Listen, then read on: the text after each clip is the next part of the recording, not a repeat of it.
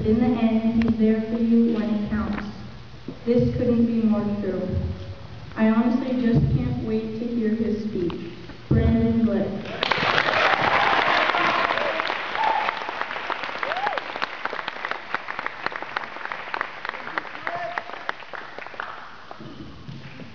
Can you hear me? Yeah.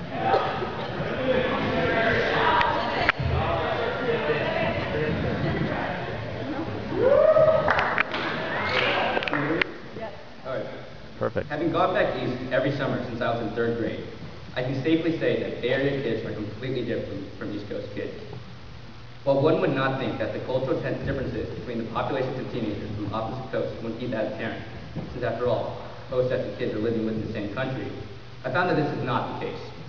The 3,000 miles apart really does make a difference. Be it geographical perception, music, or slang, East Coast kids are not the same as us. Let's start with our difference in geographical perception. East Coast kids, simply put, do not have a good sense of what's going on in California. I'm not entirely sure what's going on in the New York, New Jersey, and Philadelphia school systems, but for some reason, kids in the Northeast just have no idea how big California is. Maybe it's just because all the kids from New York, New Jersey, and Philadelphia are all within 90 minutes driving distance from each other, and it seems odd to them that it could take over 7 hours to get from one major city to the next. However, about 80% of the time when I mention that I'm from San Francisco, the other person will respond, "Oh, that's tight. I think I've been to LA once."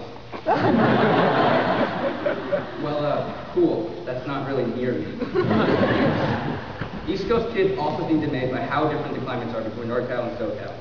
When they think of California, they think of LA. They always ask what the surfing, warm weather, and girls in bikinis are like. When I respond that in San Francisco it's mostly cold, windy, and rainy, I can almost see the kids' excitement and dreams of meeting someone from the OC melt away. In terms of musical taste, it's another world 3 time zones away. Kids from the East have no idea who any of the famous Bay Area rappers are. Too Short, Keak da Sneak, Mac Dre are all completely unknown over the East. Some people have heard of E40, but that's only because of Tell Me When to Go, and they aren't able to name another song by them. However, what really got me going was that not only have they not heard of any Bay Area rap, they also hated it when I played an example of it for them. I guess you just gotta live here to love it. But most importantly, the biggest cultural disparity between East Coast kids and Bay Area kids is slang. Our differences in terminology are what really separate us from each other. For instance, one time this summer, while in Philadelphia, I noticed a pretty beat down car in the street.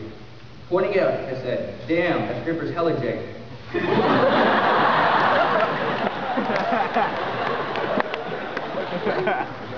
Instead of hearing laughter and seeing nods of agreement, my New York friends responded, "Brandon, what in the world are you trying to say?" Soon, my constant use of words and phrases like going dumb, hella, jank, cutty, and yada would cause my friends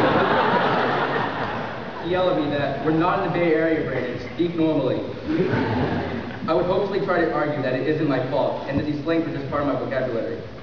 I even remember when, during the summer of 7th grade, one kid in my camp would get completely offended when I said hella. I don't even know why, but for some reason, he just really didn't like the word, or he thought I was just trying to annoy him purposely.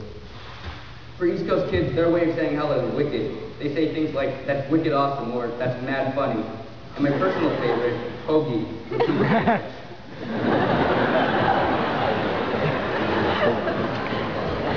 It's even weirder, I've even started to use their way of saying mad, and now my friends here have raised eyebrows at me. I guess I'm just stuck in a lose-lose situation.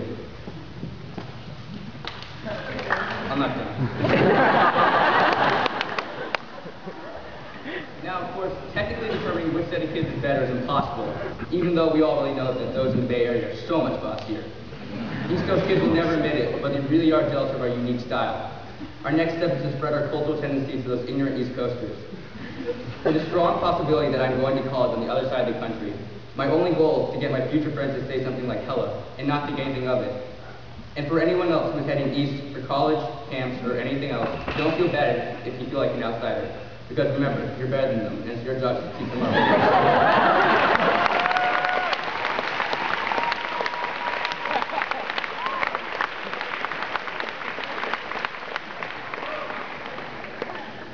Thanks to my parents for giving me everything I need to succeed in life.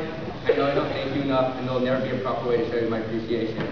I know we fight way too much, but I guess it's probably my fault, and you're only nagging to help me. To To Olivia, I've never seen anyone with a busier afternoon schedule. You're always doing a sport or going to dance or something, and I've always been jealous of your time management. Thanks to Micah, even though you're only technically my half-brother, the role you play in my life includes so much more. Thanks to all my teachers, especially Mark, Doreen, and Jenny. All of you definitely changed me for the better. And finally, thanks to my friend. Thanks for laughing with me and at me. I've only grown from all my experiences with you guys, and I'll try not to forget all the good times.